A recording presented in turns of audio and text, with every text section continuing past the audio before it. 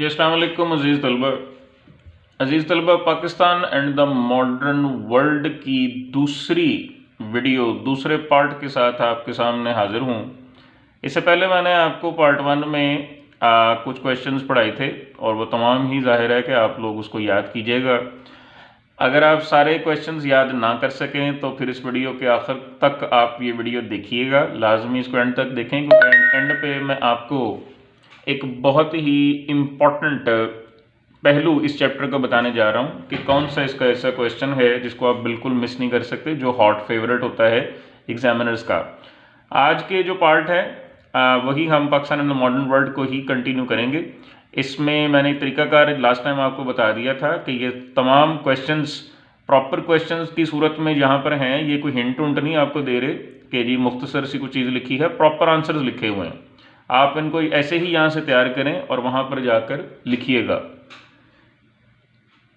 इसमें प्यारे दोस्तों डरना नहीं है, क्योंकि मैंने इन तमाम आंसर्स का एक ही इंट्रोडक्शन बना दिया है जो पिछली वीडियो में मौजूद है, वो आप देखेंगे, आपको वहाँ से वो इंट्रोडक्शन मिल जाएगा। और आज की वीडियो में मैं आपको एक ही कंक्लूजन तमाम आंसर्स के लिए एक ही रिजल्ट जो है वो दे दूंगा, एक ही लास्ट पैराग्राफ दे दूंगा। तो आपने करना क्या है कि पिछली वीडियो में जो दिया हुआ है इंट्रोडक्शन वाला पैराग्राफ वो आप हर जवाब के शुरू में लिखेंगे, और इस वीडियो में जो दिया हुआ है आपको आखिरी पैराग्राफ वो आप हर जवाब के आखिर में लिखेंगे। दरमियान में ज़ाहिर है थोड़ी बहुत चेंजिंग एग्जामिनर की डिमांड के मुताबिक आप कर सकते हैं।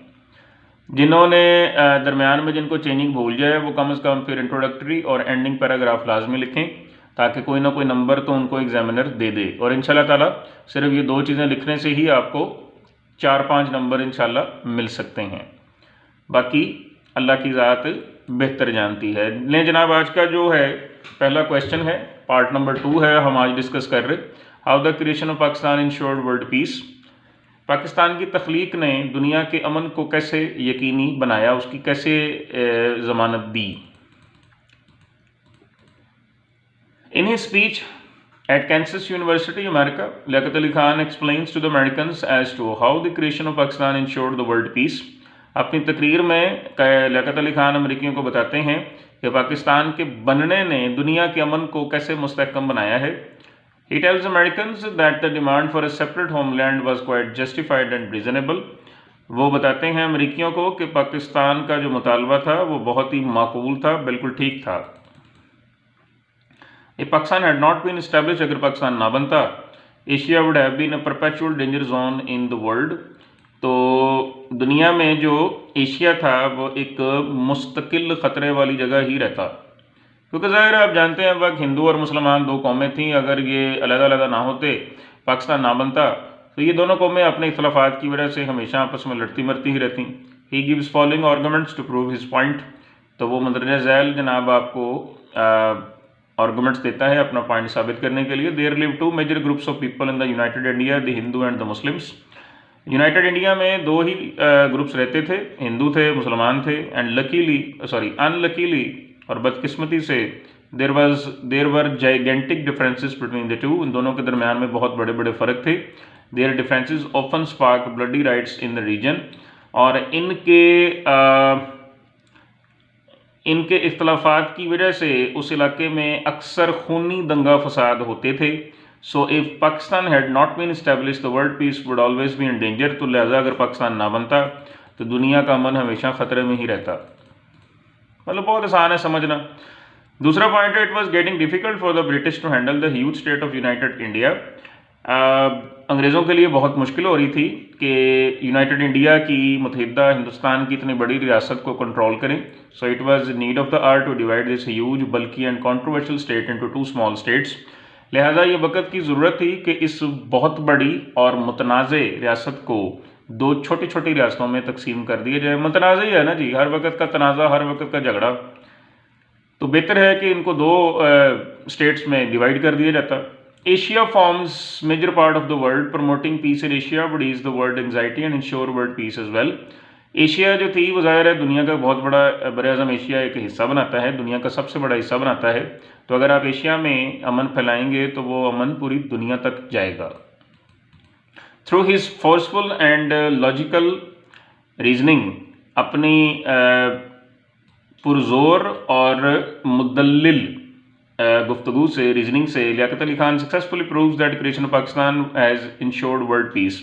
लियाकत अली खान बड़ी कामयाबी से साबित करते हैं कि पाकिस्तान की तख्लीक ने दुनिया के अमन को मुस्तहकम कर दिया है।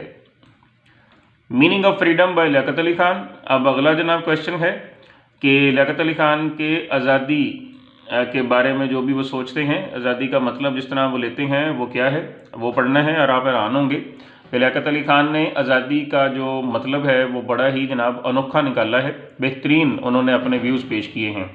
इन speech at Kansas University, Liaquat Ali Khan gives vent to his views on freedom. He points out that freedom is a great wealth that a nation possesses.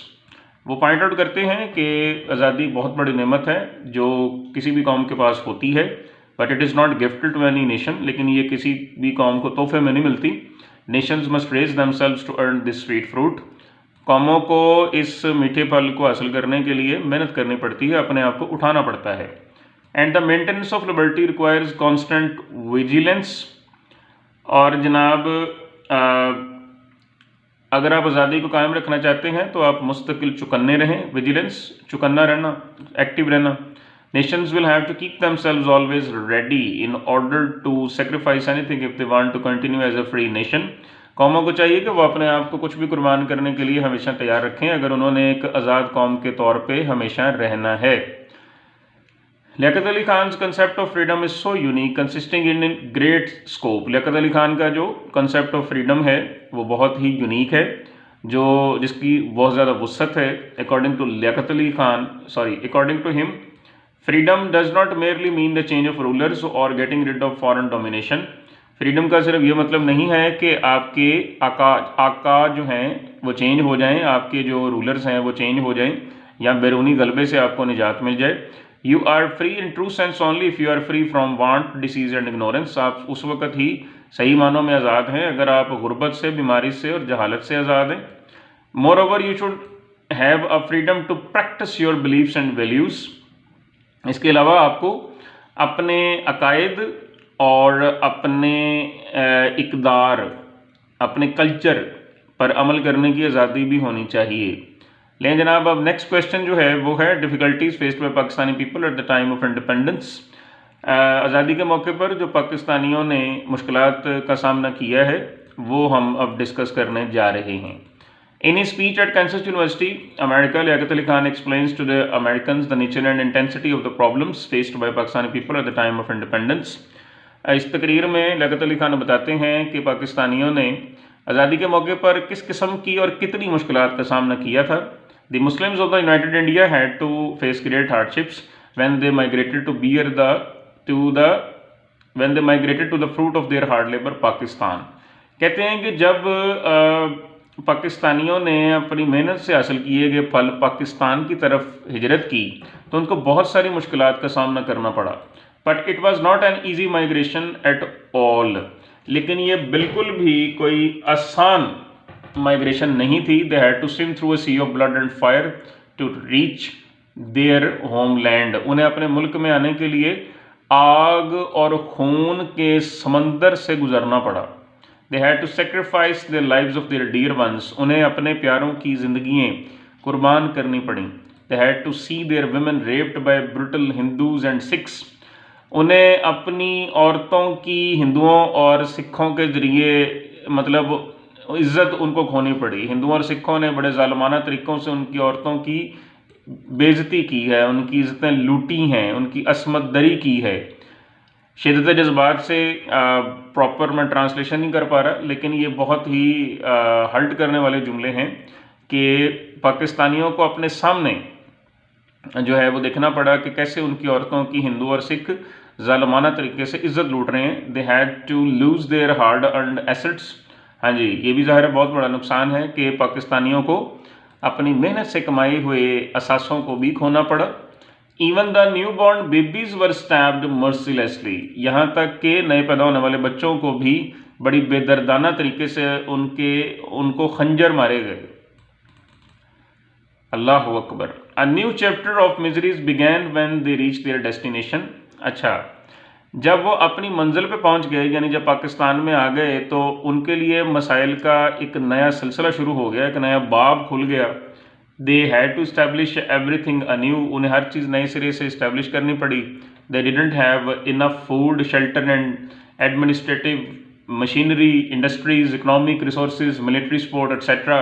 ना उनके पास प्रॉपर खुराक थी, ना शेल्टर था यानी कि घर थे, ना ही एडमिनिस्ट्रेटिव मशीनरी थी, ना इंडस्ट्रीज़, ना कोई मुआशी रिसोर्सेज थे, ना ही कोई फ़ौज की सपोर्ट थी। फ़ौज तो थी ही नहीं जो उनके बॉर्डर्स को गार्ड करती, but at the only thing they had was the unconquerable determination. लेकिन एक चीज़ जो उनके पास थी वो था कभी ना ख़त्म होने वाला, कभी ना फतह होने वाला जज्बा, which had help them in getting Iqbal's dream realise, जिसने उनकी मदद की थी कि वो इकबाल के ख्वाब को सच कर सकें। यानी इसी जज्बे के तहत ही उन्होंने इकबाल के ख्वाब को सच किया, पाकिस्तान को हासिल किया था, और अब भी ये जज्बा जिंदा था। So with the help of their rock solid and untiring efforts, तो लिहाजा अपनी मजबूत और कभी ना ख़त्म होने वाली एफर्ट्स के ज़रिए से finally they overcame their miseries and proved their mettle, बिलाखिर उन्होंने अपने प्रॉब्लम पर काबू पाया और अपनी हिम्मत को, मेटल को साबित किया। लास्ट क्वेश्चन है जनाब, इसके बाद किस्सा तमाम है। Salient features of Liaquat Ali Khan speech और Liaquat Ali Khan as an eloquent orator. Liaquat Ali Khan की तकरीर के जो सेलिएंट हैं, जो नुमाया खदोखाल थे, या फिर ये साबित करें कि लियाकत अली खान एक बहुत अच्छे फसीह व बलीग मुकर्रर थे। ये सवाल भी जनाब आ सकता है, पंजाब यूनिवर्सिटी में आ भी चुका है। First prime minister of Pakistan Liaquat Ali Khan was an excellent orator. पहले जो प्राइम मिनिस्टर थे पाकिस्तान की, लियाकत अली खान, वो बड़े शोला बयां मुकर्रर थे। Pakistan and the modern world emphatically proves this point. ये जो सबक है जिसका नाम है Pakistan and the modern world, बड़े पुरजोर अंदाज में इस हकीकत को, इस पॉइंट को साबित भी करता है। He very eloquently proves the point that demand for a separate homeland was quite justified and reasonable. उन्होंने बड़े ही फसाहत और बलागत के साथ ये पॉइंट साबित किया कि पाकिस्तान का एक अलग मुल्क का मुतालबा बिल्कुल ठीक था, माकूल था। He was argumentative and reasoning.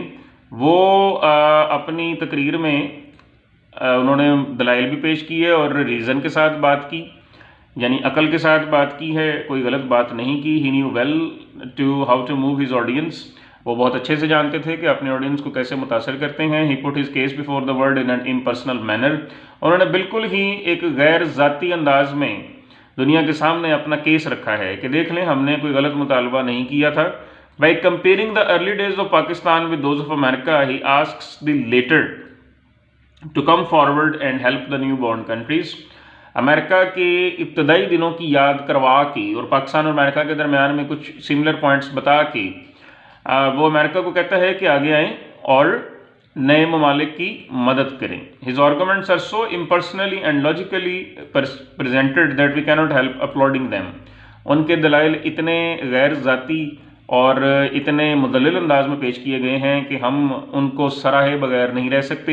He uses very apt word to suit his theme, वो अपने मुद्दे को बयान करने के लिए बहुत ही मुनासिब अल्फाज इस्तेमाल करते हैं। Style can not be registered और रिजेक्टेड एट ऑल, उनके अंदाज को बिल्कुल भी आप उसके आगे खड़े नहीं हो सकते, ना ही इसको रिजेक्ट कर सकते हैं, यानी बहुत अच्छा अंदाज है। Thus, Pakistan and the modern world proves the point that Liaquat Ali Khan was not only a prolific statesman but also an amazing orator.